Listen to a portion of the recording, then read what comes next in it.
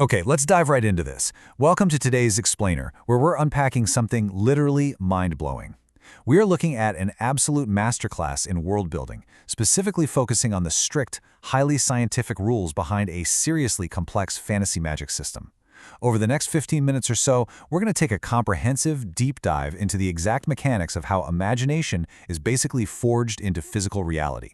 We'll be hanging out with the characters Helios, Mitsuki, and Arlene as they navigate the enigmatic Gate of Lightning. And what we're going to see is that magic here, it isn't just waving a wand and yelling a spell. No way. It's an intricate system of energy economics, intense mental discipline, and hardcore architectural planning. So get comfortable, because we're about to completely deconstruct the mechanics of magic. Which, leads us to the ultimate question. How exactly do you build a dragon out of pure thought? Because in the Hall of Lightning, which our characters are currently exploring, imagination is absolutely not a magical free-for-all. You can't just daydream a dragon and poof, have it suddenly appear. Actually, scratch that, it's more like a hard science.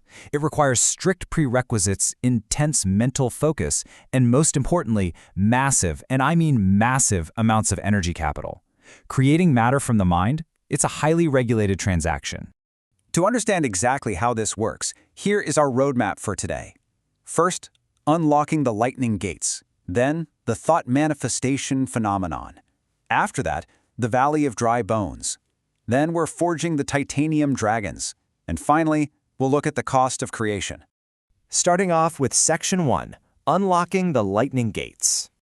Our scene opens up with Helios, Mitsuki, and Arlene standing right before a partially activated Gate of Lightning.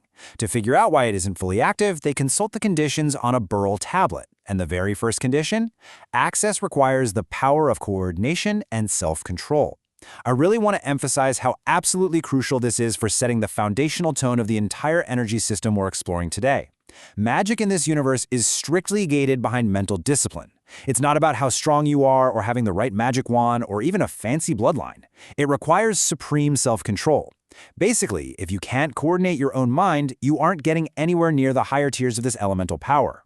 The tablet then lays out this incredibly fascinating sequence of if-then logic statements. Step 1. You must first activate the Hall of Wind. Doing this naturally unlocks the first layer of energy within the Hall of Lightning. Step 2. By unlocking that first layer, you gain access to the Hall of Schematics. And then Step 3. Activating the Hall of Schematics is what finally triggers the Hall of Constructs. Notice the deep elemental interconnection here between wind and lightning? In this universe, lightning isn't just some random, flashy element, it's actually an advanced variation of wind. They are fundamentally tethered together in a strict procedural hierarchy. It's almost like a computer program where you have to execute the code in the exact right order. As they walk into the first hall, they discover exactly why this connection exists. The hall is divided into these really specific sub-halls: air, sound, electricity, magnetism, and electromagnetism. I mean, how cool is that? This is a wonderfully scientific approach to fantasy world building. Mitsuki immediately connects the dots and deduces that the reason the lightning energy in the pool was so faint is simply because these sub-halls are already active as a byproduct of the wind hall. But the deeper secrets, the true raw power of lightning, well, those remain locked away in the halls of schematics and constructs. The literal physics of their magic system dictate that electricity and electromagnetism are the natural bridges between moving air and a striking bolt of lightning. Moving right along to Section 2, the thought manifestation phenomenon. Now, what's really interesting here is how as they step into the Hall of Schematics, the whole environment shifts drastically. We go from elemental physics straight into the architecture of the mind. Helios explains this thought manifestation phenomenon, and there's a really stark contrast between its two stages. First, we have the primitive stage. Because the characters' minds are just kind of wandering and they aren't intensely focused on a concrete goal, their stray thoughts leak out as these chaotic, ethereal ghosts and whispers. It's essentially the messy byproduct of an unfocused mind. But then you have the discipline stage. When the ancestors of this realm learned to truly discipline their minds, they could harness this exact phenomenon to create concrete blueprints and define actual material properties. Helios breaks this down with the precision of a professor reading straight from a quantum physics textbook. Focus is literally the filter that turns a wandering ghost into a solid blueprint. So, how do you actually cross that finish line? Well, Helios outlines the intense physics of this magic. To transform a schematic into a physical construct, you have to follow these non-negotiable rules. 1. Define the material properties. 2. Define specific traits. And 3, and honestly, this is the real kicker, you have to focus the exact equivalent amount of energy needed to manifest the physical mass of that construct. You can't just lazily dream up a sword or a shield. No, you have to mentally calculate its mass, understand its atomic and material properties, and then you have to pay the exact energy cost to drag it from the ethereal plane into physical reality. It is a brilliant system of absolute equivalent exchange. No shortcuts allowed. Which brings us to Section 3, the Valley of Dry Bones. Before we look at the amazing metaphor Arlene uses to explain this, let's establish the clear definition we've arrived at for construct manifestation. It is the disciplined process of gathering a conceptual framework, fortifying its physical structure, and reviving it into reality through equivalent focused energy. Let me be clear, this isn't some smoke and mirrors illusion magic. It is the literal manufacturing of reality through highly structured thought. It's like having a 3D printer, but the printer is your brain, and the filament is raw elemental energy. And this brilliantly illustrates exactly how Arlene maps the biblical prophet Ezekiel's vision of the Valley of Dry Bones to these previously mysterious rules of magical manifestation. In that biblical vision, God breathes life back into dry bones to restore ancient Israel. Well, Arlene breaks it down side by side. The bones in the vision, they represent the conceptual framework or blueprint in the magic system. The body represents the physical vessel of the mind. And the spirit, which manifests as wind in the biblical text, perfectly aligns with lightning, the activating energy in this universe.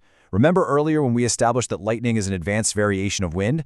Arlene uses that exact same logic to map an ancient religious text directly onto the quantum mechanics of their magic system. It's just incredible world building. Arlene breaks the chronological process down into 3 distinct phases for Mitsuki. Step 1 is the assemblage of the bones, basically gathering that initial skeletal framework. Step 2 is fortification, re-establishing the musculoskeletal structure of the body so it can actually hold weight and exist in the physical world. And step 3 is the revival, where the spirit, or the activating wind and lightning energy, enters that restored vessel. By framing it this way, Arlene takes a highly abstract magical concept, turning thoughts into matter, and gives Mitsuki a perfectly structured 3-step mental scaffolding to work from. Moving into Section 4. Forging the Titanium Dragons. Now it's time to shift from theoretical rules to practical application, because Mitsuki decides it is time to put this newly understood system to the ultimate test by recreating her father's titanium dragons. She shuts her eyes and applies this incredible mental focus. Following Arlene's 3-step Ezekiel method, she conceptualizes every single anatomical and material layer.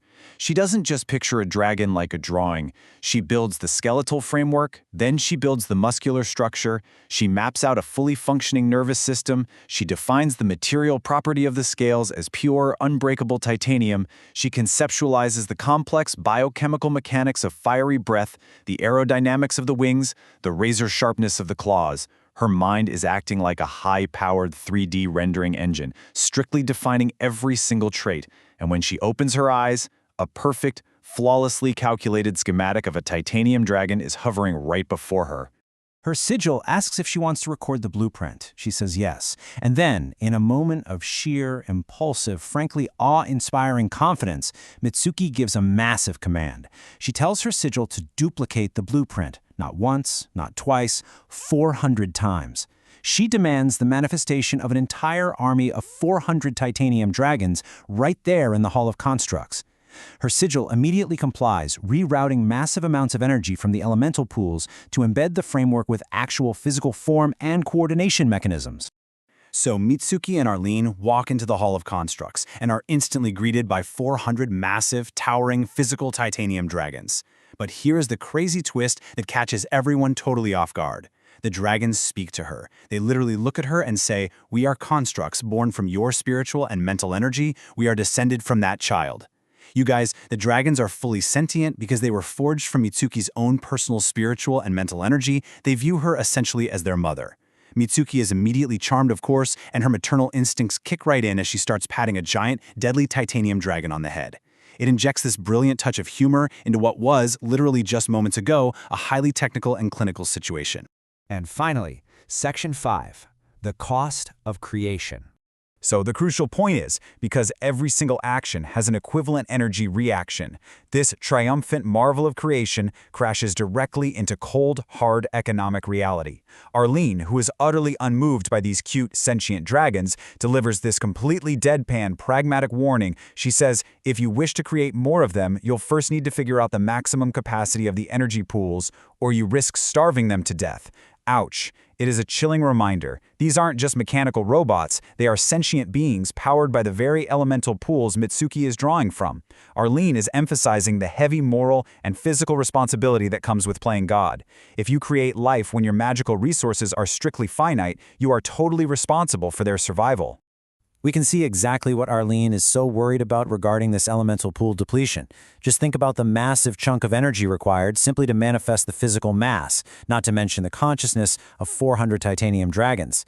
Then, on top of that, you have another moderate chunk of energy constantly being drained just to maintain the active form of Mitsuki's sigil. That leaves a terrifyingly tiny sliver of remaining energy capacity in the pools. Like we talked about earlier, creating matter from thought is an economy. And it is an economy that can quickly go bankrupt if it's mismanaged by a reckless creator. And let's see how this builds, because Mitsuki, she completely ignores Arlene's highly practical warnings. Against the looped pool supply they currently have available, the demand of 400 sentient dragons is already staggering. It's off the charts. But Mitsuki looks around and decides the dragons need to feel quote-unquote homey, so she recklessly just continues spending. She conceptualizes and physically manifests entire mountain regions. Then she decides, hey, they need forests too because dragons love nature. She expands the Hall of Constructs into an entirely new massive physical realm. She spikes the energy demand to astronomical, potentially catastrophic levels, completely unbothered by the cost. The dynamic between these two characters is exactly what makes this incredibly dense world building so wildly entertaining. On one side, you have Mitsuki's impulsive, maternal creativity. She is this big picture, visionary, a creative spender who sees sentient dragons and immediately just wants to build them a beautiful, lush home. And then, on the other side, you have Arlene's deadpan, logistical pragmatism. She is the strict accountant of the group, eyebrows twitching in irritation, just watching the energy meters plummet and worrying about these sheer, horrifying logistics of starving constructs. It takes a deeply complex magic system and makes it so relatable and fun to explore. As we wrap up our comprehensive lesson on this magic system today, we can really summarize the sheer breathtaking scale of what these characters have accomplished. Through immense mental coordination and the incredibly clever application of metaphorical blueprints, they have successfully unlocked 5 elemental halls. They have manifested 400 sentient titanium life forms. They have literally created an entirely new geographic realm, complete with towering mountains and dense forests, all inside a single hall. But, as Arlene so rightfully points out with a very heavy sigh, the price for all of this physical matter was paid entirely in the currency of energy. And the bill always comes due. Which leaves us with this final, provocative thought. We've seen today that the human mind, when properly disciplined, is capable of rendering entire realities from scratch. The imagination is truly limitless. But the energy required to make it real, that is strictly finite. So when imagination is limitless, but energy is finite, how do you balance the cost of creation? It's a delicate economic and moral balance, and it certainly leaves us eager to see exactly how Mitsuki and Arlene will manage their severely depleted energy reserves moving forward. Thanks for joining me on this explainer, and remember, keep your thoughts focused.